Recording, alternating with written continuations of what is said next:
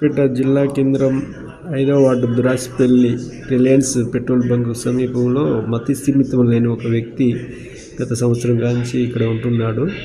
అతడు తినడానికి వాళ్ళు వీళ్ళు ఎవరైనా పెడితే తిని ఇలా చెట్ల పొదల్లో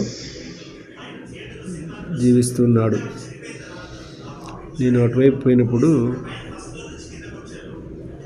సొరకాయ బూరలు ఇస్తే విసిరివేశాడు, బజ్జీలు ఇస్తే తింటున్నాడు. ఈ విధంగా ఆయన జీవనం గడుపుతూ చెట్ల పొదల్లో నివసిస్తున్నాడు. ఇతన్ని స్వచ్ఛంద సంస్థలు ఆదుకోవాలని కోరుతున్నాను.